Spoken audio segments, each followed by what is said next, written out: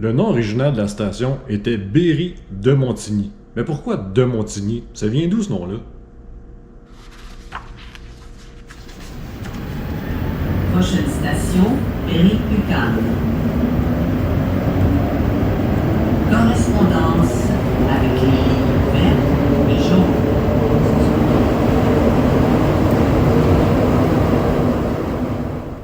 La station Berry-UQAM a été inaugurée le 14 octobre 1966. Non seulement la station, mais le métro a été inauguré cette date-là.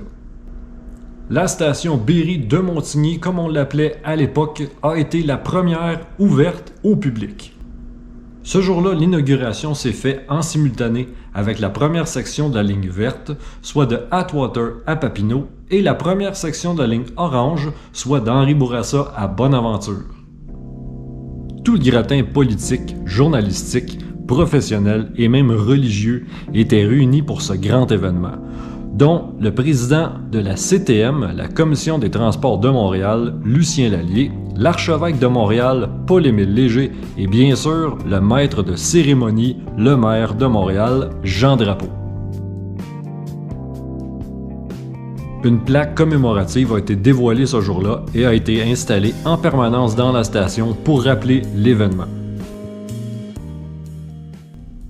La belle plaque commémorative en bronze a été volée le 13 janvier 1967. Heureusement, on l'a récupérée, mais elle a été replacée seulement 10 ans plus tard, le 14 octobre 1976, pour fêter le 10e anniversaire du métro.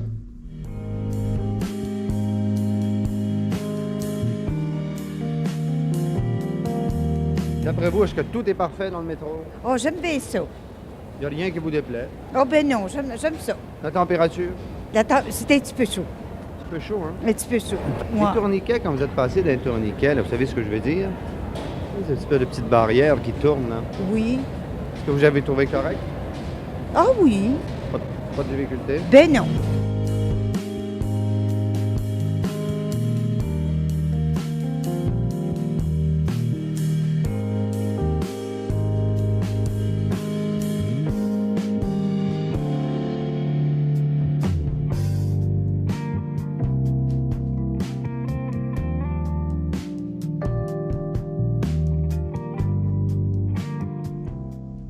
La station Berry-UQAM est la seule qui dessert 3 lignes, jaune, verte et orange. Donc on n'est pas étonné de savoir que c'est la station la plus achalandée du réseau.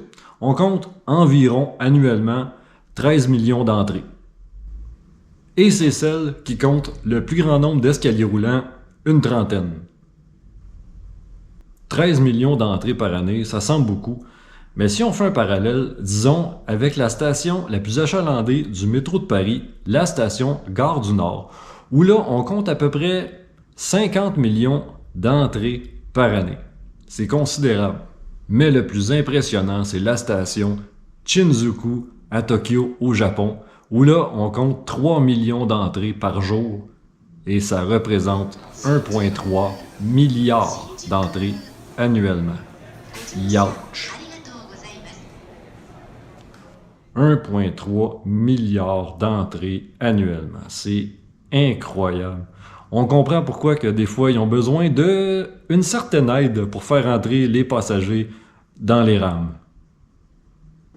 Alors, la question qui tue, pourquoi de Montigny? Eh bien, à l'époque, quand on a construit la ligne verte, la Ville de Montréal en a profité pour relier 3 rues. La rue de Montigny, la rue Burnside et la rue Saint-Luc, pour en faire une seule artère, le boulevard de Maisonneuve. Fait que la station aurait pu s'appeler Berry de Maisonneuve, mais vu que le nom de Montigny était déjà bien implanté, on a juste décidé de le conserver.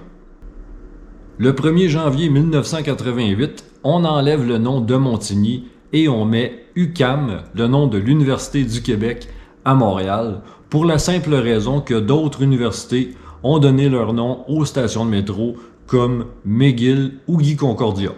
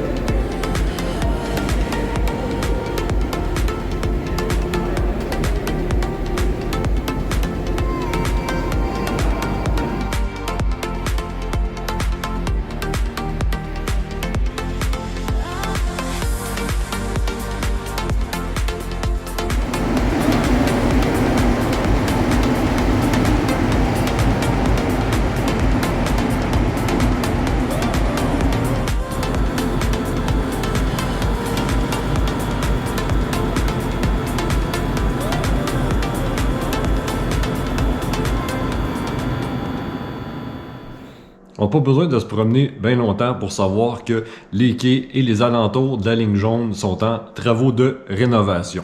En fait, la station Berry-UQAM au complet est toujours pas mal en travaux depuis un méchant bout. Juste pour donner une idée, de 2010 à 2017, on a investi pas moins de 87 millions de dollars en travaux de réfection.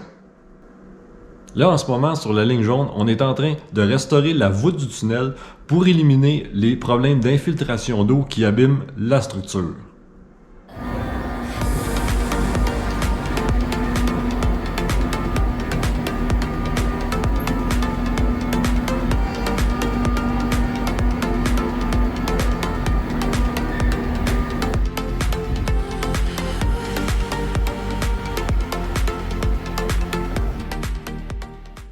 La station Berry-UQAM a 5 édicules, 3 accès via la rue Berry et 2 via le boulevard de Maisonneuve, dont une où on peut voir un très beau monument d'Émilie Gamelin.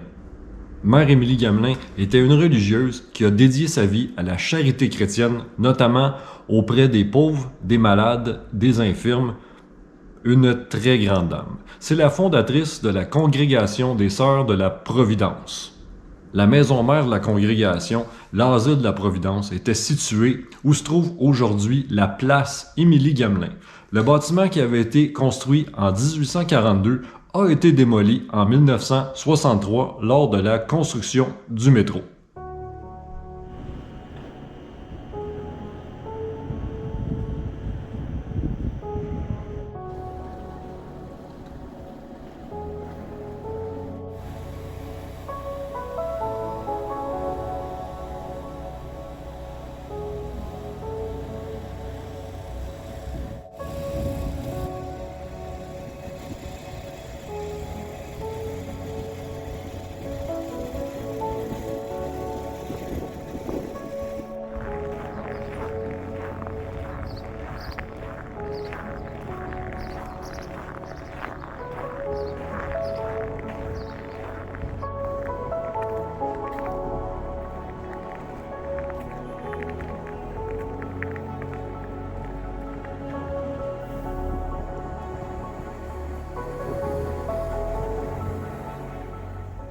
Dans le secteur, il y a un bâtiment qui vaut le coup d'œil. En fait, c'est les vestiges de l'ancienne cathédrale Saint-Jacques, une ancienne église qui avait été construite en 1825. Cependant, pendant son existence, le bâtiment va être ravagé par les flammes puis reconstruit pas moins de 3 fois. Le bâtiment actuel, les vestiges, ce qui en reste en fait, date de 1936. En 1973, l'UQAM achète l'ancienne cathédrale, mais plutôt que la démolir au complet, on décide de préserver la façade avec son clocher et le transept sud pour les intégrer à un des pavillons de l'université. C'est vraiment cool, puis ça vaut le coup d'œil parce que c'est deux architectures complètement différentes mixées au même bâtiment.